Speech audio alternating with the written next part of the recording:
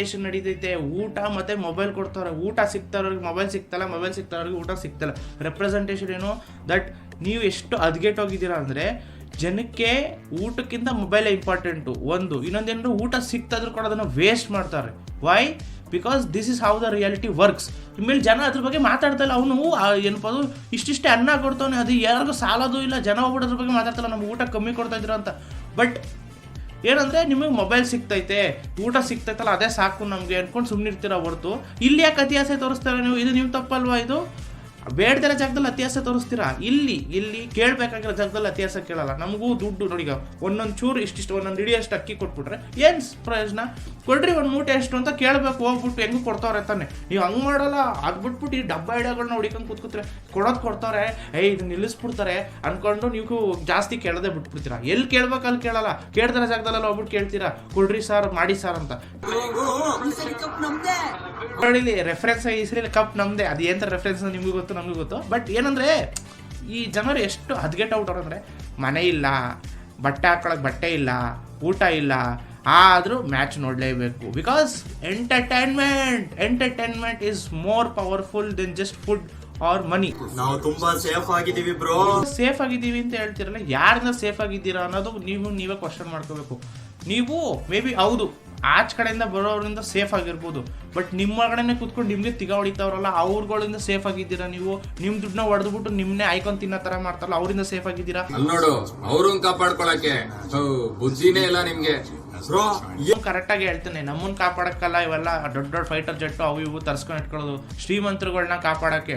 ಬಡವ್ರನ್ನ ಯಾರು ಕಾಪಾಡಲ್ಲ. ಬಡವ್ರು ಇವತ್ತು ಸಾಯ್ತವ್ರೆ, ನೆನ್ನೆನೂ ಸಾಯ್ತಿದ್ರು, ನಾಳೆನೂ ಸಾಯ್ತಿರ್ತಾರೆ. ಬರೀ ಶ್ರೀಮಂತರುಗಳನ್ನ ಕಾಪಾಡ್ಕೊಳ್ಳೋಕ್ಕೋಸ್ಕರ ಈ ಫೈಟರ್ ಜೆಟ್ಗಳು, ದೊಡ್ಡ ಆರ್ಮಿ ಟ್ಯಾಂಕ್ಗಳು, ಅದು ಬಿಟ್ಟರೆ ಇನ್ನೇನು ಇಲ್ಲ. ಬೇಕಾದ್ರೆ ಇದನ್ನು ನೋಡಿ, ಆ ಥರ ಏನೋ ಸಿಚುವೇಶನ್ ಬಂದ್ರು ಫಸ್ಟ್ ಅವ್ರನ್ನೇ ಏನಪ್ಪ ಅದು ಎಸ್ಕೇಪ್ ಮಾಡೋಕ್ಕೆ ಟ್ರೈ ಮಾಡ್ತಾರೆ ಹೊರತು ಬಡವ್ರನ್ನಲ್ಲ. ಅವ್ರಿಗೆ ಬೇಕಾಗಿಲ್ಲ. ಇವರು ಓಟ್ ಕೊಟ್ಬಿಟ್ರೆ ಏನೀಗ? ಇವ್ರು ಬರೀ ಓಟ್ ಹಾಕಕ್ಕೆ ಅಷ್ಟೇ ಲಾಯಕು, ಇವ್ರ ಬರೀ ಕಿತ್ಕೋಬೇಕಷ್ಟೇ ನಾವು, ಇವ್ರಿಗೇನು ಕೊಡಲ್ಲ ನಾವು. ಅದೇ ಲಾಜಿಕಲ್ಲೇ ಜನ ವರ್ಕ್ ಮಾಡೋದು.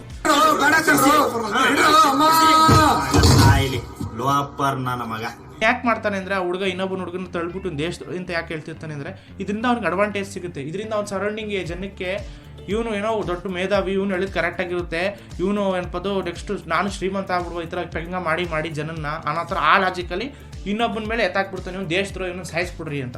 ಅದೇ ಸಾಯ್ತಾಯ್ತಾನೆ ಅವನು, ನಿಜ ಹೇಳ್ತಿದ್ದವನು, ಅವ್ನು ಸತ್ತೋದ. ಬಟ್ ಈ ನನ್ನ ಮಗ ಇದನ್ನೇ ಹೇಳ್ಕೊಂಡು ದೊಡ್ಡ ಶ್ರೀಮಂತ ಆಗಿ ಲಾಸ್ಟ್ ಇವ್ರಿಗೆ ಬಗ್ಗಿಸ್ಕೊಂಡು ದುಡ್ಡು ಹೊಡಿತಾನೆ. ಅರೆ ಅಲ್ಲೋಗಿರಲ್ಲ. ನೀವು ಯೋಚನೆ ಮಾಡಿ, ಎಷ್ಟೊಂದು ಜನ ಚಿಕ್ಕ ಜಾಗದಿಂದ ದೊಡ್ಡ ವ್ಯಕ್ತಿಗಳಾಗಿರ್ತಾರೆ. ಅವ್ರು ವಾಪಸ್ಸು ಯಾವತ್ತೂ ಆ ಜಾಗಕ್ಕೆ ಬರಲ್ಲ, ಆ ಜಾಗನ ಡೆವಲಪ್ ಮಾಡೋಕ್ಕೂ ನೋಡಲ್ಲ, ಆ ಜಾಗದ ಬಗ್ಗೆ ಯೋಚನೆ ಮಾಡಲ್ಲ. ಅವ್ರಿಗೆ ಎಲ್ಲವರೇ ಆರಾಮಾಗಿರ್ತಾರೆ. ಕೇಳಕ್ಕೆ ಹೋದ್ರೆ ನಾನು ನೋಡಿ ಡೈಲಾಗ್ಗಳು ಹೊಡಿತಾರೆ, ನಾನು ತುಂಬ ಕಷ್ಟ ಪಡ್ಕೊಂಬಂದೆ, ಆ ಜಾಗ ಹೆಂಗಿತ್ತು ಗೊತ್ತಾ, ಏನಪ್ಪ ಏರಿಯಾ ಹೆಂಗಿತ್ತು ಗೊತ್ತಾ, ಅಪ್ಪಪ್ಪಪ್ಪ ಅಂತ ಡೈಲಾಗ್ಗಳು ಹೊಡಿತಾರೆ ಹೊರತು ಆ ಏರಿಯಾನ ಇಂಪ್ರೂವ್ ಮಾಡ್ತಾರ? ಇಲ್ಲ. ಅವ್ರು ಇಂಪ್ರೂವ್ ಆಯ್ತಾರೆ ಹೊರತು ಆ ಏರಿಯಾ ಇಂಪ್ರೂವ್ ಮಾಡಲ್ಲ. This is what harsh reality is.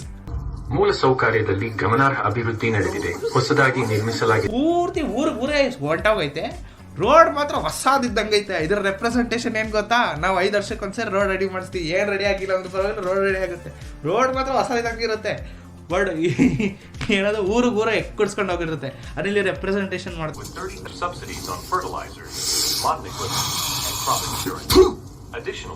ಗುರುಗಳು ದಾರಿ ತೋರಿಸ್ಬೇಕಾದ್ರೆ ಅವ್ರ ಬಗ್ಗಿಸ್ಕೊಂಡು ಏನಪ್ಪ ಅದು ಹಣ್ಣು ಹೊಡಿತಿದ್ರೆ ಏನಾಗುತ್ತೆ ಅನ್ನೋದನ್ನ ತೋರ್ಸೋದಕ್ಕೆ ಇಲ್ಲಿ ರೆಪ್ರೆಸೆಂಟೇಷನ್ ನೋಡಿ ಹೋಗ್ಬಿಟ್ಟು ಮೂಸ್ತವ್ರೆ. ಬೇರೆ ಇನ್ನೇನು ಆ ಹಣ್ಣಲ್ಲೂ ಕೂಡ ಏನೋ ಅದ್ಭುತ ಸಿಕ್ಬಿಡುತ್ತೆ ಅನ್ನೋ ಥರ. ಅದಕ್ಕೆ ಹೇಳಿದ್ದು. ಪ್ರಕಾರ ಏನು ಗೊತ್ತಾ, ನಿಮ್ಮ ಅಪ್ಪ ಮಾಡಿದ್ದು ನೀನು ಮಾಡಬೇಕು ಅನ್ನೋದು ಒಂದು ರೆಪ್ರೆಸೆಂಟೇಷನ್. ಹೌದು, ನಮ್ಮ ಅಪ್ಪ ಬಡವಾಗಿದ್ದ, ತಪ್ಪೇನಿಲ್ಲ. ನಾನು ಶ್ರೀಮಂತ ಆಗ್ಬೋದು ತಾನೆ? ಇಲ್ಲ. ಅವ್ರು ಹೇಳೋದೇನು ಗೊತ್ತಾ, ನಿಮ್ಮಪ್ಪ ಬಡವ, ನೀನು ಬಡವ, ನಿನ್ನ ಮಕ್ಕಳು ಬಡವ, ಅವರು ಬಡವಾಗೆ ಬದುಕಬೇಕು. ನಾವುಗಳು ಶ್ರೀಮಂತರು. ನಾನು ರಾಜ ಆಗ್ಬಿಟ್ಟಿದ್ದೀನಿ. ನನ್ನ ಸೆಲ್ಫಿಶ್ನೆಸ್ ಏನು ಗೊತ್ತಾ, ನನ್ನ ಮಕ್ಕಳು ರಾಜರಾಯ್ತಾರೆ, ಅವ್ರ ಮಕ್ಕಳು ರಾಜರಾಯ್ತಾರೆ. ಯಾಕೆ? ನೀವು ರಾಜರಾಗ್ಬಿಟ್ರೆ ನಾನು ಮಕ್ಕಳು ಆಯ್ಕೊಂಡು ತಿನ್ಬೇಕಾಗುತ್ತೆ. ನನಗದಿಷ್ಟ ಇಲ್ಲ. ನನ್ನ ಮಕ್ಕಳು ರಾಜರಾಗಿರ್ಬೇಕು, ನೀವು ಬೇಕಾದ್ರೆ ಆಯ್ಕೊಂಡು ತಿನ್ರಿ. ಆ ಲಾಜಿಕ್ನ ಇಲ್ಲಿ ತೋರ್ಸೋಕ್ಕೋಸ್ಕರನೇ ಇದು ಸ್ಟ್ಯಾಂಪಿಂಗ್ ಸಿಸ್ಟಮ್. ಬಿಕಾಸ್ ರೆಪ್ರೆಸೆಂಟೇಟಿವ್ ನೀನು ಆಯ್ಕೊಂಡು ತಿನ್ನು, ನೀನು ಆಯ್ಕೊಂಡು ತಿನ್ನಲೇಬೇಕು. ನಾನು ರಾಜನ ಥರನೇ. ನಾನೀಗ ಅದಕ್ಕೆ ಯಾವ ಸ್ಟ್ಯಾಂಪು ಬೇಡ, ಗಿಂಪು ಬೇಡ, ನಾನು ಇಷ್ಟ ಬಂದಿದ್ದೆ ರೂಲ್. ಉಚಿತ ಸರ್ಕಾರಿ ಸವಲತ್ತುಗಳಿಂದ ವಂಚಿತರಾಗುತ್ತೀರಿ. ಸಿ, ಈಗ ಇದರಲ್ಲಿ ಹೆಂಗೆ ಮ್ಯಾನಿಪುಲೇಷನ್ ಗೇಮ್ ಆಡ್ತಾವ್ರೆ. ದಟ್ ನೀವು ಜಾತಿ ಮುದ್ರೆ ಇದ್ದರೆ ಮಾತ್ರನೇ ನಿಮ್ಗೆ ಈ ಫೆಸಿಲಿಟೀಸ್ ಸಿಗುತ್ತೆ, ಇಲ್ಲಾಂದ್ರೆ ಸಿಗಲ್ಲ. ಈ ಜಾತಿಯವ್ರಿಗೆ ಅಂತಲೇ ನೇಮಕ ಮಾಡಿರೋದು, ಆ ಜಾತಿಯವ್ರಿಗೆ ಕೊಡಬೇಕು. Because they deserve more than you. ಇಲ್ಲೇ ನಿಮ್ಮನ್ನು ಹೊಡಿತಾವ್ರೆ ನೋಡಿ ಚಿಕ್ಕದಾಗಿ. ನೀವು ಆ ಜಾತಿಯವರು ನಿಮಗೆ ತಿರ ಸಿಗಲ್ಲ, ಈ ಜಾತಿಯವ್ರು ನಿಮ್ಗೆ ಮಾತ್ರ ಸಿಗುತ್ತೆ ಫೆಸಿಲಿಟೀಸ್ಗಳು ಅಂದ್ಬಿಟ್ಟು ಚೆನ್ನಾಗಿ ಮ್ಯಾನಿಪುಲೇಟ್ ಮಾಡ್ತಾರೆ. ಅವಾಗ ಇನ್ನೊಂದು ಜಾತಿಯವ್ರಿಗೆ ತಿಕ್ಕ ಉರಿತಾ ಇರುತ್ತೆ, ನಾನೇನು ತಪ್ಪು ಮಾಡಿದ್ದೆ ಬೋಳಿ ಮಗನೇ, ನನಗೇನಕ್ಕೆ ಕೊಡ್ತಾ ಇಲ್ಲ ನೀನು, ನಾವು ಕಷ್ಟದಲ್ಲಿದ್ದೀವಪ್ಪ, ನಾವು ಕಷ್ಟಪಡ್ತಾ ಇದೀವಿ ಅಂದ್ಬಿಟ್ಟು ಅವನಿಗೆ ಏನೋ ಕಷ್ಟಪಡ್ತಾನೆ ಅಂತಾರ ಡೈಲಾಗ್ ಹೊಡ್ಸ್ಬಿಟ್ಟು ಅವನಿಗೆಲ್ಲ ಕೊಟ್ಬಿಟ್ಟು ನಾವೇನು ಮಾಡಬೇಕು ಅಂತ. ಅವಾಗ ನೀವು ಅವ್ರ ಮೇಲೆ ಕೋಪ ಮಾಡ್ಕೊತೀರಾ, ಅವರು ನಮಗೆ ಸಿಗ್ತೈತಲ್ಲ ನಮ್ಮಿಂದ ಎಲ್ಲ ಕಿತ್ಕೊಂಡ್ಬಿಡ್ತಾರಲ್ಲ ಈ ಲೋಪರ್ ನನ್ನ ಮಕ್ಳು ಅಂದ್ಬಿಟ್ಟು ಇವ್ರು ಬೈತಾ ಇರ್ತಾರೆ, ಇವರೇ ಕಿತ್ತಾಡ್ತಿರ್ತಾನೆ. ಇದನ್ನೆಲ್ಲ ನೋಡ್ತಾ ಇರೋ ಅವನು ಮಜಾ ತಗೋತಾ ಇರ್ತಾನೆ. ಹೆಂಗೆ ಕಿತ್ತಾಡ್ತಾರೆ ನೋಡೋ ಬೇವರ್ಸಿ ನನ್ನ ಮಕ್ಕಳು ಅಂತ ನಗ್ತಾ ಇರ್ತಾರ.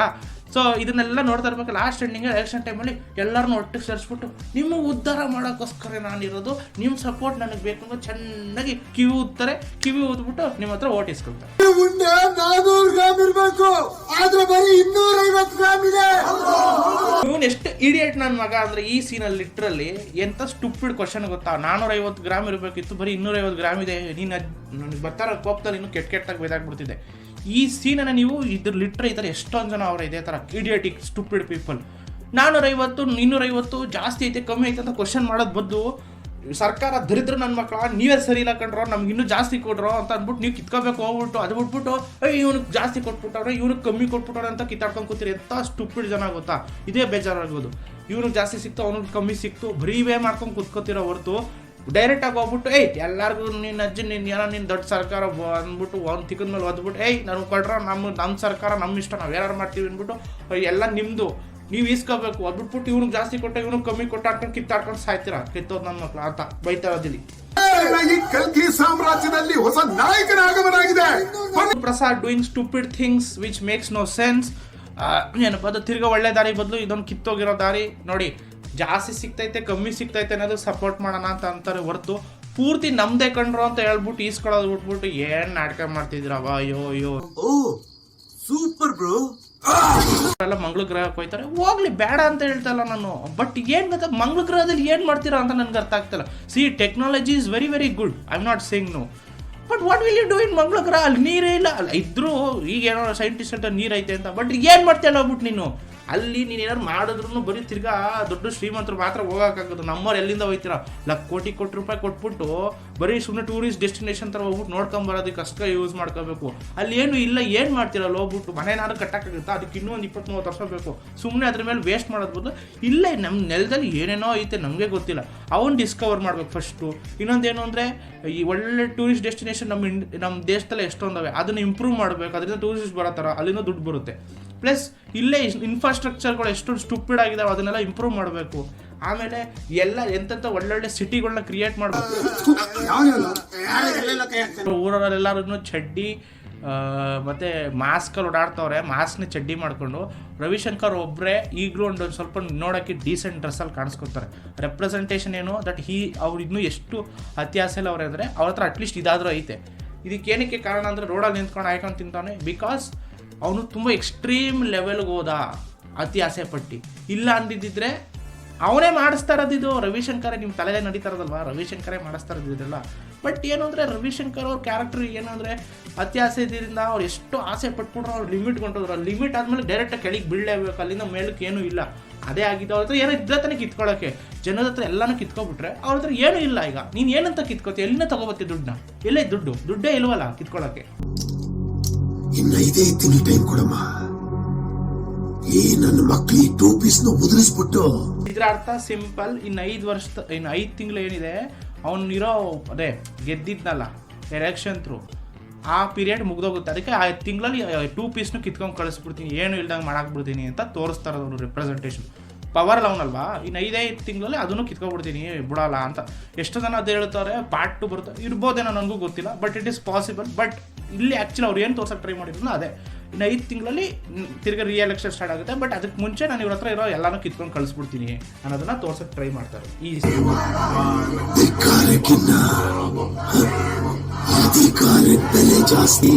ಇದರ ಮೀನಿಂಗ್ ಸಿಂಪಲ್. ಧಿಕ್ಕಾರಕ್ಕಿಂತ ಅಧಿಕಾರಕ್ಕೆ ಬೆಲೆ ಜಾಸ್ತಿ. ಅಂದರೆ ನೀನು ಎಷ್ಟೇ ಕೂಗಿದ್ರು ಯಾರಿಗೂ ಕೇಳಿಸಲ್ಲ. ನನ್ನ ಪವರ್ ಜಾಸ್ತಿ ನಿಮ್ಗಳು, ನೀವು ಕೂಗಾಡೋದಕ್ಕಿಂತ. ನಾನು ಒಂದು ಚಿಟ್ಕಿ ಹೊಡೆದ್ರೆ ನಿಮ್ಮ ಇಡೀ ಕಾಂದಾನ್ಗಿಂದ ಸಿಕ್ಕಿದ್ದು ಎಲ್ಲ ಉಡೈಸಾಗೋಗುತ್ತೆ. ಆದರೆ ನೀವೇನು ಕಿತ್ಕೊತೀರ, ಏನು ಕಿತ್ಕೊಂಡು ಬರೀ ಕೂಗ್ಬೋದು ಅಷ್ಟೇ. ಅದೊಂದು ಬಿಟ್ಟರೆ ಏನು ಬರುತ್ತೆ ನಿಮಗೆ ಅಂತ ತೋರ್ಸೋಕ್ಕೇ ಈ ಸೀಕ್ವೆನ್ಸ್ ಬರುತ್ತೆ. ಗೊತ್ತಾಗೋಗುತ್ತೆ ನಿಮಗೆ ಗುರುಪ್ರಸಾದ್ ಅವ್ರ ಕ್ಯಾರೆಕ್ಟರ್ ಎಷ್ಟು ಮಿಸ್ಲೀಡಿಂಗ್, ಎಷ್ಟು ಸ್ಟುಪಿಡ್ ಕ್ಯಾರೆಕ್ಟ್ರು ಅಂತ. ಅಲ್ಲಿ ಪಾಪ ಅವರೆಲ್ಲ ಧಿಕ್ಕಾರ ಅಂತ ಕೂಗ್ತವ್ರೆ. ಇವಯ್ಯ ಎಂಥ ಬುದ್ಧಿವಂತ ಅಂದರೆ ಅವ್ನು ಎಸ್ಕೇಪ್ ಮಾಡ್ಕೊಳ್ಳೋಕ್ಕೋಸ್ಕರ ಇನ್ನೊಬ್ಬರು ಬಲಿ ಕೊಡ್ತಾನೆ, ತಗೊಂಡೋಗಿ ಎತ್ಬಿಟ್ಟು ಶೂಟ್ ಮಾಡಿ, ನನ್ನ ಮಗನ ಶೂಟ್ ಮಾಡಿ, ನನ್ನನ್ನು ಶೂಟ್ ಮಾಡ್ಬೇಡ, ಇವನೇ ಕಂತ್ರಿ ನನ್ನ ಮಗ ಮಾಡಿಸಿದ್ ಇವರು ಎತ್ತಾಕಿದ್ದು ಅವನ ಮೇಲೆ, ಅವನು ಸತ್ತ ಹೋಗ್ಬಿಡ್ಲಿ. ಅದಕ್ಕೆ ಹೇಳಿದ್ದು ಗುರುಪ್ರಸಾದ್ ಕ್ಯಾರೆಕ್ಟರ್ ಎಷ್ಟು ಸ್ಟುಪಿಡ್ ಕ್ಯಾರೆಕ್ಟರ್ ಅಂತ ಇದರಲ್ಲೇ ಗೊತ್ತಾಗುತ್ತೆ. ಅದಕ್ಕೆ ನಾನು ಅವಲ್ಲಿ ಹೇಳಿದ್ದು ಆ ಗುರುಗಳೇ ಕರೆಕ್ಟ್ ದಾರಿ ತೋರಿಸ್ತೆ, ಅವರೇ ಕಂತ್ರಿ ಕೆಲಸ ಮಾಡ್ಕೊಂಡು ಕೂತ್ಕೊಂಡಿದ್ರೆ ಪಾಪ ನಮ್ಮಂಥ ಶಿಷ್ಯಂದಿರು ಏನು ಮಾಡಬೇಕು ಹೇಳ್ರಿ? ಗುರು ಹುಡಿಕೊಂಡು ಹೋಗೋರು ಏನು ಮಾಡಬೇಕು? ಗುರುನೇ ನಂಬ್ಕೊಂಡಿರೋರು ಏನು ಮಾಡ್ಬೇಕು ಹೇಳಿ? ಇದಲ್ಲ ನಾನು ಬಯಸಿದ್ದು. ಪೂರ್ತಿ ಕತೆ ಇಷ್ಟ ತಕ್ಕ ಏನು ನಡೀತಿತ್ತು ಅದನ್ನ ಒಬ್ಬ ಏನಪ್ಪ ಅದು ಸ್ಕ್ರಿಪ್ಟ್ ಬರೀತಿದ್ದ, ಕುದುರೆ ಲಾಳಿದ್ದು ಸ್ಕ್ರಿಪ್ಟ್ ಬರೀತಾರೋ ಇವನೇ ಡೈರೆಕ್ಟ್ರು, ಅವನೇ ಡೈರೆಕ್ಟ್ರು ಉಪೇಂದ್ರ ಅಂತ ಇಲ್ಲಿ ತೋರ್ಸವ್ರೆ. ಯೋಚನೆ ಮಾಡಬೇಡಿ ಅನ್ನೋ ಉಪೇಂದ್ರ ತಾನೇ ಯೋಚನೆ ಹೊಂಟಾಯ್ತಾನೆ. ರೆಪ್ರೆಸೆಂಟೇಷನ್ ಏನು ಅಂದರೆ ನಾನು ಬರಬೇಕಾಗಿದ್ದ ಕಥೆನೇ ಬೇರೆ, ಇಲ್ಲೇನೇನೋ ಬರ್ದಿಕ್ಬಿಟ್ಟಿದ್ದೀನಿ ನಾನು ಕೂತ್ಕೊಂಡು ಅಂತ. ಅದಕ್ಕೆ ಅವ್ನು ಯೋಚನೆ ಮಾಡ್ತಿರ್ತಾನೆ, ಹಿಂಗೆ ಆಗಬಾರ್ದು, ಈ ಕತೆ ಹಿಂಗೆ ಹೋಗ್ಬಾರ್ದು, ಯಾಕೆ ಈ ಥರ ಹೋಗ್ತೈತೆ ಅಂತ. ಕತೆ ಕರೆಕ್ಟಾಗಿ ಹೋಗ್ತಿದೆ, ಹೀಗೆ ಹೋಗ್ಬೇಕು, ಮುಂದುವರಿಸಿ ಯೋಚನೆ ಮಾಡ್ತಾನೆ ಉಪೇಂದ್ರ. ಯಾವತ್ತು ಯೋಚನೆ ಮಾಡಿಲ್ಲದ್ರು ಯೋಚನೆ ಮಾಡ್ತಾರೆ director Upendra. So director Upendra ಯೋಚನೆ ಮಾಡ್ತಾರೆ. ಡೈರೆಕ್ಟರ್ ಉಪೇಂದ್ರ ಯೋಚನೆ ಮಾಡ್ಬೇಕಾದ್ರೆ ಏನಾಗುತ್ತೆ, ಅವರಲ್ಲಿರೋ ನೆಗೆಟಿವ್ ಸೈಡು, ಪ್ರತಿಯೊಬ್ಬ ಮನುಷ್ಯನಲ್ಲೂ ಪಾಸಿಟಿವ್ ನೆಗೆಟಿವ್ ಎರಡು ಇರುತ್ತೆ. ಅವನಲ್ಲಿರೋ ನೆಗೆಟಿವ್ ಸೈಡು ಅವ್ರಿಗೆ ಕಲ್ಕಿ ರೂಪದಲ್ಲಿ ಕಾಣಿಸ್ಕೊತಾ ಇರ್ತಾನೆ, ಅಷ್ಟೇ ಡಿಫ್ರೆನ್ಸು, ಇನ್ನೇನು ಇಲ್ಲ. ಕಲ್ಕಿ ಬಂದಿಲ್ಲ ಕಥೆಯಿಂದ ಈಚೆ. ಎಷ್ಟೋ ಜನ ಹಂಗೆ ಅಂದ್ಕೊಂಡಿರೋದು, ಬಟ್ ಆ್ಯಕ್ಚುಲಿ ನಾನು ಹಂಗೆ ಅಂದ್ಕೊಂಡಿದ್ದೆ ಸ್ಟಾರ್ಟಿಂಗ್ಲಿ. ಬಟ್ ನನಗೆ ಆಮೇಲೆ ಕ್ಲಾರಿಟಿ ಸಿಕ್ಕಿದ್ದು, ಏನು ಇದು ಒಂದು 50-60 ಸರಿ ಎಷ್ಟೊಂದು ಸರಿ ನೋಡ್ಬಿಟ್ಟಿದ್ದೀನಿ. ನಾನು ನೋಡಿರೋಷ್ಟು ಯಾರು ನೋಡಿರಲ್ಲ ಬಿಡಿ ಯುವನ. ಸೊ ಅದು ನಾನು ತುಂಬ ಸರಿ ನೋಡಿ ಆದಮೇಲೆ ಗೊತ್ತಾಗಿದ್ದು ದಟ್ ಕಲ್ಕಿ ಈಚೆ ಬರಲ್ಲ, ಬಟ್ ಉಪೇಂದ್ರ ಅವರ ನೆಗೆಟಿವ್ ಸೈಡ್, ಆ ಡೈರೆಕ್ಟರ್ ಉಪೇಂದ್ರ ಅವರಲ್ಲ, ಅವರಲ್ಲಿರೋ ನೆಗೆಟಿವ್ ಸೈಡೇ ಅವ್ರ ಪ್ರತಿಬಿಂಬ ಆಗಿ ಏನಪ್ಪ ಕಲ್ಕಿ ರೂಪದಲ್ಲಿ ಕಾಣಿಸ್ತಿರ್ತಾನೆ ಅಷ್ಟೇ. ಯಾಕಂದ್ರೆ ಅವ್ರು ಅದ್ರ ಮೇಲೆ ಅಲ್ವಾ ಕತೆ ಬರೀತಿದ್ದು, ಅವ್ರಿಗೆ ಅವನ ರೂಪದಲ್ಲಿ ಕಾಣಿಸ್ಕೊತಾನೆ ಅಷ್ಟೇ. ನೆಗೆಟಿವ್ ಡೈರೆಕ್ಟರ್ ಉಪೇಂದ್ರ ಅವರ ನೆಗೆಟಿವ್ ಸೈಡು ಒಬ್ಬ ಕಲ್ಕಿ ರೂಪದಲ್ಲಿ ಅದೇ ಕತೆ ಬರೀತಿದ್ರೆ ಆ ರೂಪದಲ್ಲಿ ಕಾಣಿಸ್ಕೊತಾನೆ ಅಷ್ಟೇ. ಅವ್ರ ಹತ್ರ ಮಾತಾಡ್ತಿರ್ತಾನೆ ಅಷ್ಟೇ. ಜನ ಬಂದಿರೋದು ಮಜಾ ತಗೊಳ್ಳೋದಕ್ಕೆ. ನನಗೆ ಇನ್ನೊಂದೆರಡು ಪಂಚಿಂಗ್ ಡೈಲಾಗ್ ಕೊಡು, ವೈಲೆನ್ಸ್ ಜಾಸ್ತಿ ಮಾಡೋ ಜನಕ್ಕೆ ಈಗ ಬೇಕಾಗಿರೋದು ನೆಗೆಟಿವ್ ಆಗಿ ಪಿಕ್ಚರ್ ತೋರಿಸೋದು, ಒಳ್ಳೆ ಫೈಟ್ ಸೀನ್ ಹಾಕು, ಅವನ ಹಚ್ಚಿನ ತಲೆ ಎಗರಿಸೋದು, ಇದು ಎಗರಿಸೋದು, ಆ ಥರ ಸೀಕ್ವೆನ್ಸ್ಗಳನ್ನ ಹಾಕು ಅಂತ ಅದಕ್ಕೆ ಹೇಳೋದು. ಬಿಕಾಸ್ ಈ ಥರ ಪಿಕ್ಚರ್ಗಳೇ ಜನ ಜಾಸ್ತಿ ಇಷ್ಟಪಡೋದು. ನೀನು ಯಾವುದೋ ಓಬಿರಾಯಿನ ಕತೆ ಹೇಳಕ್ಕೆ ಹೋಗ್ತೀನಿ ಅಂದರೆ ಯಾವ ನನ್ನ ಮಗ ಕೇಳ್ತಾನೆ, ಅವರಷ್ಟು ಬುದ್ಧಿವಂತರಲ್ಲ, ದಡ್ಡನ ಮಕ್ಳಿಗೇನೋ ತಲೆ ಎಗರಿಸೋ, ಕೈ ಎಗರಿಸೋ, ಆ ಥರ ಪಿಕ್ಚರ್ಗಳೇ ನೋಡಬೇಕು, ಅದನ್ನೇ ತೋರಿಸ್ಬೇಕು. ಜನಕ್ಕೂ ಅದೇ ಬೇಕಾಗಿರೋದು. 2 ಸೆಕ್ಸ್ ಸೀನ್ಸ್ ಸಾಕು, 2 ಕಿಸ್ಸಿಂಗ್ ಸೀನ್ಸ್ ಸಾಕು, ಹುಡುಗಿ ಉಜ್ಜಾಡ್ತಾ ಇರೋದು 4 ಸೀನ್ಸ್ ಸಾಕು, ಯಾಕೆ ಕೊಡಲ್ಲ, ಓಡುತ್ತೆ. ಅದನ್ನೇ ರೆಪ್ರೆಸೆಂಟೇಷನ್ ಮಾಡ್ತಾ ಇರೋದು. ನೀನು ಆ ಥರ ಮಾಡ್ಬಿಟ್ಟು ತೋರಿಸಿದ್ರೆ ಜನ ಎಲ್ಲ ಸಕ್ಕತ್ತಾಗಿತ್ತು ಪಿಕ್ಚರ್. ಕತೆ ಯಾವನ್ಗೆ ಬೇಕು, ಕತೆ ಬೇಕಾಗಿಲ್ಲ, ಅವ್ರಿಗೆ ಬೇಕಾಗಿರೋದು ಎಂಟರ್ಟೈನ್ಮೆಂಟು. ಸ್ಟಾರ್ಟಿಂಗಿಂದ ಎಂಡ್ ತನಕ ಬರೀ ಡೋಪಮಿನ್ ರಿಲೀಸ್ ಆಗೋ ಸೀನ್ಗಳು ಹಾಕ್ಬಿಡು, ಅವರು ಏನೋ ನೋಡ್ಬಿಟ್ಟೆ ಅದ್ಭುತ ಅಂತ ಅವರೇ ಬಾಯ್ಬಿಟ್ಟೆ ಅಂತ ಹೇಳ್ತಾರೆ. ಯಾರೋ 4 ಜನ 5 ಜನ ನನ್ನ ಮಕ್ಕಳು ಯಾರೋ ಡಬ್ಬಾ ಪಿಕ್ಚರ್ ಅಂತ ಹೇಳ್ತಾರೆ ಅಷ್ಟೇ, ಬಿಟ್ಟರೆ ಎಲ್ಲ ಚೆನ್ನಾಗೇ ಐತೆ ಅಂತ. ಇಲ್ಲಿ ನೆಗೆಟಿವ್ ಡೈರೆಕ್ಟರ್ ಉಪೇಂದ್ರ ಹೇಳ್ತಾ ಇರೋದು, ಪಾಸಿಟಿವ್ ಡೈರೆಕ್ಟರ್ ಉಪೇಂದ್ರ ಕತೆ ಮಾಡ್ತಿದ್ದೀನಿ ಅಂತಿದ್ಯಾ. ಇಲ್ಲಿ ಏನ್ ಗೊತ್ತಾ ಸಿಂಬಲೈಸ್ ಮಾಡಕ್ ಟ್ರೈ ಮಾಡ್ತಾರೆ ಅವರು, ಕಲ್ಕಿ ನೀನು ಬರೀತಾ ಇರೋದು ಕತೆನಲ್ವಾ ಅಂತ. ಸೊ ಅದಕ್ಕೆ ಉಪೇಂದ್ರ ಅವ್ರಿಗೂ ಅನ್ಸುತ್ತೆ, ನಾನು ಕತೆ ಮಾಡ್ತಾ ಇದ್ರೆ ಜನಕ್ಕೆ ಕತೆ ಹೇಳ್ಬೇಕಾಗುತ್ತೆ, ವಿಚ್ ಈಸ್ ನಾಟ್ ರಿಯಲ್. ಕತೆ ಅನ್ನೋದು ಯಾವತ್ತಿದ್ರೂ ಅಷ್ಟೇ ನಡೆದಿದೆ, ಆಗಿದೆ, ನಡೆಯುತ್ತೆ ಅನ್ನೋದೇ ಇರುತ್ತೆ ಹೊರತು ಪ್ರೆಸೆಂಟಲ್ಲಿ ಏನೈತೆ ಅದನ್ನು ತೋರಿಸಲ್ಲ. ಅದಕ್ಕೆ ಉಪೇಂದ್ರ ಅವರು ಕೂಡ ಒಂದು ಸೆಕೆಂಡು ಕತೆನಾ ಅಂತಾರೆ. ಸೊ ಇದನ್ನೇ ಅರ್ಥ ಮಾಡ್ಕೊಂಡು ಬಿಡ್ತಾರೆ ಅವ್ರು, ಅಲ್ಲೇ ಆನ್ ದ ಸ್ಪಾಟ್ ಅರ್ಥ ಆಗುತ್ತೆ, ಈ ಕತೆ ಅಲ್ವಾ, ಈ ಕತೆ ಹೇಳ್ತಾ ಇದ್ದೀನಲ್ವ ಅಂದ್ಬಿಟ್ಟು ಅವರು ಗೊತ್ತಾಗೋದು, ನಾನು ಕತೆ ಮಾಡ್ತಾ ಇದ್ದೀನಿ, ಕತೆ ಮಾಡಿದ್ರೆ ಸರಿ ಹೋಗಲ್ಲ, ಜನಕ್ಕೆ ಕತೆ ತೋರಿಸ್ಬಾರ್ದು, ಒಂಥರ ರಿಯಾಲಿಟಿ ಥರನೇ ತೋರಿಸ್ಬೇಕು, ಅವಾಗ ಜನಕ್ಕೆ ಅರ್ಥ ಆಗುತ್ತೆ ಅನ್ನೋ ಥರ. ಅದಕ್ಕೋಸ್ಕರನೇ ಅವರು ಹೇಳೋದು ಈ ಸೀಕ್ವೆನ್ಸಲ್ಲಿ. ಡೈರೆಕ್ಟ್ರು ಕಲ್ಕಿ ಕತೆನ ಮೂವಿನೇ ಮಾಡಿಲ್ಲ, ಪಿಕ್ಚರೇ ಬೇರೆ, ನಾವು ನೋಡಿದ ಪಿಕ್ಚರೇ ಬೇರೆ. ಇಲ್ಲಿ ಆ ರಿವ್ಯೂವರೇ ಹೇಳ್ತಾ ಇಲ್ವಾ ಇವರು ಕಲ್ಕಿ ಪಿಕ್ಚರೇ ಮಾಡಿಲ್ಲ ಅಂತ. ರೆಪ್ರೆಸೆಂಟೇಷನ್ ಏನು, ಕುದುರೆ ಲಾಳದ ಕತೆ ಇಟ್ ವಾಸ್ ಜಸ್ಟ್ ರಿವ್ಯೂವರು ಓದ್ತಾ ಇದ್ದಿದ್ದು, ಅದನ್ನು ನಾವು ನೋಡ್ತಾ ಇದ್ದೀವಿ ಅಷ್ಟೇ. ಆದರೆ ಇನ್ ರಿಯಾಲಿಟಿ UI ಅಂದರೆ ನಾಮ ಪಿಕ್ಚರ್ ಏನೈತೆ ಅದು ಯಾರು ನೋಡಿಲ್ಲ, ಅದು ನಮಗೆ ಗೊತ್ತೂ ಇಲ್ಲ. ಯಾಕಂದ್ರೆ ಅದು ಇನ್ನೂ ರಿಲೀಸೇ ಆಗಿಲ್ಲ ನಮ್ಮ ವರ್ಲ್ಡಲ್ಲಿ. ಅವ್ರ ವರ್ಲ್ಡಲ್ಲಿ ರಿಲೀಸ್ ಆಗೈತೆ, ಆ ಕಥೆಯಲ್ಲಿ ರಿಲೀಸ್ ಆಗೈತೆ, ಬಟ್ ನಮ್ಮ ಈ ರಿಯಾಲಿಟಿಲಿ ರಿಲೀಸ್ ಆಗಿಲ್ಲ. ರಿಲೀಸ್ ಆದಾಗ ಗೊತ್ತಾಗುತ್ತೆ. ಕೆಲವರಿಗೆ ಮಾತ್ರ ಫೋಕಸ್ ಸಿಗ್ತಾ ಇದೆ. ಪಿಕ್ಚರ್ ಏನಿದೆ ಇನ್ ಜನರಲ್ ಆಡಿಯನ್ಸ್ಗೆ ಅದು ಸಿಂಪಲ್ ಪಿಕ್ಚರ್ ಥರನೇ ಇರುತ್ತೆ. Action sequence, dramatic fight scenes, drama plus ಏನಪ್ಪ ಅದು ಇಂಟಿಮೇಟ್ ಸೀನ್ಸು, ಆ ಥರ ಇರ್ಬೋದು. ಅದು ನಾಮ ಪಿಕ್ಚರಲ್ಲಿ ಇರುತ್ತೆ. ಬಟ್ ಅದರಲ್ಲೂ ಕೂಡ ಸ್ಪೆಷಲ್ ಎಲಿಮೆಂಟ್ಸ್ಗಳು ಇರುತ್ತೆ. ಅದು ಕೆಲವೊಬ್ರು ಮಾತ್ರ ಅದನ್ನು ಅನ್ಲಾಕ್ ಮಾಡೋಕ್ಕಾಗೋದು, ಅವ್ರಿಗೆ ಮಾತ್ರ ಫೋಕಸ್ ಸಿಗೋದು ಅನ್ನೋ ಥರನೇ ಇಂಡೈರೆಕ್ಟ್ ರೆಪ್ರೆಸೆಂಟೇಷನ್. ಇಲ್ಲಿ ಅದಕ್ಕೆ ಅವ್ರು ಹೇಳ್ತಾ ಇರೋದು ಫೋಕಸ್ ಸಿಗ್ತಾ ನಿಮಗೆ. ಈ ಪಿಕ್ಚರಲ್ಲಿ ಕೂಡ ತುಂಬ ಥಿಂಗ್ಸ್ ಇದೆ, ಅದು ಇದರಲ್ಲೂ ಎಷ್ಟು ಜನಕ್ಕೆ ಫೋಕಸ್ ಸಿಕ್ಕಿರಲ್ಲ. Simple represent. ಸಿಕ್ಕಿರೋರು ಈ ಥರ ವಿಡಿಯೋ ಮಾಡ್ತಾರೆ, ಬಟ್ ಅದರಲ್ಲೂ ಕೂಡ ಮಿಸ್ಲೀಡಿಂಗ್ ಆಗಿರ್ತಾವೆ ಕೆಲವೊಂದೊಂದು ಕರೆಕ್ಟ್ ಆಗಿರ್ತಾವೆ, ಏನೋ ಮಾಡೋಕ್ಕಾಗಲ್ಲ. 4 ಸಲ ನೋಡಿದೀನಿ, ನನ್ಗೆ ಯಾಕೆ ಆ ಫೋಕಸ್ ಸಿಗ್ತಾ ಇಲ್ಲ? ಸೊ ರಿವ್ಯೂವರು ತಿರ್ಗಾ ಅದಕ್ಕೆ ಹೋಗ್ತಾ ಇರೋದು. ಈಗ ಅವನು ಇಷ್ಟ ತಕ್ಕ ನಾವು ಅದು ಅವ್ನ ಕತೆ ಓದ್ತಾ ಇದ್ದಿದ್ದು ಕುದುರೆಯಲ್ಲಿ ಆಳಿದ್ದು ಅದನ್ನು ನಾವು ನೋಡಿದ್ವಿ. ಬಟ್ ಇನ್ ರಿಯಾಲಿಟಿ ನಾಮದ್ ಪಿಕ್ಚರ್ ಈಗ ಅವ್ನು ಫೈನಲಿ ನಾನೇ ಇನ್ನೊಂದ್ಸರಿ ಹೋಗ್ತಾವನೆ ನೋಡೋಕ್ಕೆ. ಬಿಕಾಸ್ ಮೇ ಬಿ ಈಗ ಅದ್ರ ಪರ್ಸ್ಪೆಕ್ಟಿವ್ ಚೇಂಜ್ ಆಗ್ಬೋದು ಅನ್ನೋ ಲಾಜಿಕಲ್ಲಿ ಈ ಕತೆ ಓದಾದ್ಮೇಲೆ ಮೇ ಬಿ ನನಗೆ ಏನಾರು ಕ್ಲಾರಿಟಿ ಸಿಕ್ಬೋದೇನೋ ಅನ್ನೋ ಥರ ಆ ತಲೆಯಲ್ಲಿ ಇಟ್ಕೊಂಡೆ ಅವ್ನು ಹೋಯ್ತಾನೆ ತಿರ್ಗಾ ಪಿಕ್ಚರ್ ನೋಡೋಕ್ಕೆ. ಯಾರು? ರಿವ್ಯೂವರ್. ಸುನೈನಾ, ನಾನು ಇನ್ನೊಂದ್ಸಲ ಫಿಲ್ಮ್ ನೋಡ್ತೀನಿ. ಅಯ್ಯೋ ಅಥವಾ ನಾಮ ಅನ್ನೋ ಪಿಕ್ಚರ್ನ ಮಾಡಿದ್ರೆ ನಮ್ಗೆ ಅದರಲ್ಲಿ ಗೊತ್ತಾಗುತ್ತೆ ಆ್ಯಕ್ಚುಲಿ ಅವ್ರು ಏನು ತೋರಿಸಿದ್ರು ಅಂತ. ಮೇ ಬಿ ಅದೇ ಹೇಳಿದ್ದು, ರಿವ್ಯೂವರ್ಗೆ ಅರ್ಥ ಆಗಿಲ್ಲ ಅಂದರೆ ಮೇ ಬಿ ಸುನೈನಾ ಅನ್ನೋ ಕ್ಯಾರೆಕ್ಟ್ರೇ ಮೇ ಬಿ ಪೂರ್ತಿ ಪಿಕ್ಚರ್ನ ಎಕ್ಸ್ಪ್ಲೈನ್ ಮಾಡ್ಬೋದು ರಿವ್ಯೂವರ್ಗೆ. ಏನಿಲ್ಲ confirming that what they will show in you ಅದೇ ನಾಮ ಪಿಕ್ಚರ್ ಅಥವಾ ಅಯ್ಯೋ ಪಿಕ್ಚರಲ್ಲಿ ಏನು ತೋರಿಸ್ತಾರೆ ಅನ್ನೋದಾದರೆ ಸಿಂಪಲ್. ಅದರೊಳಗಡೆ ಅದೇ ತುಂಬ ಸೆಕ್ಷುವಲ್ ಸೀನ್ಸ್ಗಳು, ಜಗಳಾಡೋದು, ಸ್ಟುಪಿಡ್ ಥಿಂಗ್ಸ್ಗಳು. ಅಂದರೆ ಇನ್ ರಿಯಾಲಿಟಿ ನಾರ್ಮಲ್ ಒಂದು ರ್ಯಾಂಡಮ್ ಕತೆ ಅಂದರೆ ರ್ಯಾಂಡಮ್ ಪಿಕ್ಚರ್ ಯಾವ್ದಾರು ಒಂದು ಪಿಕ್ಚರ್ ತೊಳೆ ಅದ್ರಲ್ಲಿ ಏನೇನಿರುತ್ತೆ, ಒಂದು ಮಾಸಿ ಮಸಾಲ ಪಿಕ್ಚರಲ್ಲಿ ಏನೇನಿರುತ್ತೆ ಅವೆಲ್ಲ ಎಲಿಮೆಂಟ್ಸ್ ಇರುತ್ತೆ ಅನ್ನೋ ಥರ ತೋರಿಸ್ತಾ ಇರೋದು ಇಂಡೈರೆಕ್ಟಾಗಿ. ಡೈರೆಕ್ಟರ್ ಉಪೇಂದ್ರ ಅನ್ನೋರು ಕತೆ ಬರೀತವ್ರೆ. ಅವ್ರು ಬರಿತಾ ಏನಾಗುತ್ತೆ, ಅವರು ಕತೆ ಏನೇನೋ ಆಗೋಗುತ್ತೆ. ಸೊ ಆ ಕತೆ ಏನೇನೋ ಆದಾಗ ಅವರಲ್ಲಿರೋ ಅಂದರೆ ಡೈರೆಕ್ಟರ್ ಉಪೇಂದ್ರ ಅವರಲ್ಲಿರೋ ನೆಗೆಟಿವ್ ಥಾಟ್ಸ್ ಅಥವಾ ನೆಗೆಟಿವ್ ಥಾಟ್ಸ್ ಇರುತ್ತೋ ಅವ್ರಿಗೆ ಕಾಣಿಸ್ತಾ ಇರುತ್ತೆ. ಅದು ಹೇಳುತ್ತೆ, ಏನು ಈ ಥರ ಕತೆ ಬರ್ತಿದೆ ಪೆಂಗ್ ಅಂತಾರ, ಇದು ಡಬ್ಬಾ ಕತೆ, ಇದರಲ್ಲಿ ಚೆನ್ನಾಗಿರೋ ಮಸಾಲೆ ಸೀನ್ಸ್ಗಳು ಹಾಕು, ಇನ್ನೂ ಚೆನ್ನಾಗಿರೋ ಸೀಕ್ವೆನ್ಸ್ಗಳು ಬರಬೇಕು ಅಂತ. ಅದನ್ನು ನೋಡಿದ್ದು ಡೈರೆಕ್ಟರ್ ಉಪೇಂದ್ರ, ಇದನ್ನು ನಾನು ಬರೀಬೇಕು ಅಂತಲೇ ಅಂದ್ಕೊಂಡಿರ್ಲಿಲ್ವಲ್ಲ, ನೀನೇ ಕಚಡ ನನ್ನ ಮಗ ಏನೇನೋ ಬರೆಸ್ತಾ ಇದೆಯಾ ನನ್ನ ಕೈಲಿ ಅಂತ. ಯಾಕಂದರೆ ನೆಗೆಟಿವ್ ಥಾಟ್ಸ್ ಕೊಟ್ಟು ಸೊ ಅದಕ್ಕೆ ಅವನು ಹೇಳ್ತಾನೆ, ಮತ್ತು ಇನ್ನೇನು ಮಾಡ್ತೀಯ, ನೀನು ಬರೀತಾ ಇರೋದು ಕತೆನೇ ತಾನೆ, ಅದು ಹಂಗೆ ಬರಬೇಕು, ಕತೆ ಅಂದಮೇಲೆ ಏನಪ್ಪ ಹಿಂಗೆ ಬರೀಬೇಕು, ಈಗಿನ ಜನ್ರೇಷನ್ ಇದೇ ಕೇಳೋದು, ಇದನ್ನೇ ಬರೀಬೇಕು, ನೀನೇನು ತಿಕ್ಲಂತರ ಒಬ್ಬಿರಾಯಿನ ಕತೆ ಬರೀತಿದ್ಯಾ ಅಂತ. ಅವನು ಅದಕ್ಕೆ ಅಂದ್ಕೊಂಡು ಡೈರೆಕ್ಟರ್ ಏನು ಮಾಡ್ತಾನೆ, ನೀನು ಹೇಳ್ತಾ ಇರೋದು ಕತೆ ಬರೀತಿದ್ದೀನಲ್ವಾ ಅಂದ್ಕೊಂಡು ನಾನು ಕತೆನೇ ಬರೆಯಲ್ಲ, ರಿಯಾಲಿಟಿ ತೋರಿಸ್ತೀನಿ ಅಂದ್ಬಿಟ್ಟು ಅದನ್ನು ಸುಟ್ಟಾಕ್ಬಿಟ್ಟು ನಾಮ ಅನ್ನೋ ಪಿಕ್ಚರ್ನ ಮಾಡೋಕೆ ಹೋಗ್ತೀನಿ. ಅದನ್ನು ಥಿಯೇಟ್ರಲ್ಲಿ ಜನ ನೋಡ್ತಾರೆ.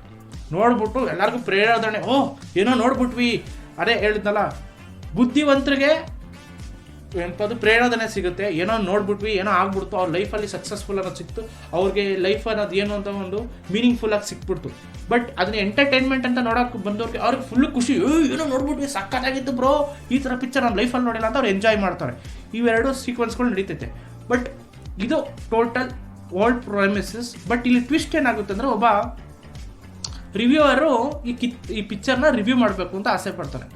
ಬಟ್ ಅವ್ರ ಕೈಲಿ ರಿವ್ಯೂ ಮಾಡೋಕ್ಕಾಯ್ತಾರಲ್ಲ, ಯಾಕೆಂದ್ರೆ ಅವನಿಗೆ ಪಿಕ್ಚರೇ ಅರ್ಥ ಆಗ್ತಾರಲ್ಲ. ಅವ್ನು ಈಗಲೂ ಅದನ್ನೇ ಎಂಟರ್ಟೈನ್ಮೆಂಟ್ ಆಸ್ಪೆಕ್ಟಿಂದ ನೋಡ್ತಿರ್ತಾನೆ, ಹಾಗಾಗಿ ಅವನಿಗೆ ಆ ಪಿಕ್ಚರ್ ಅರ್ಥ ಆಗ್ತಾರಲ್ಲ.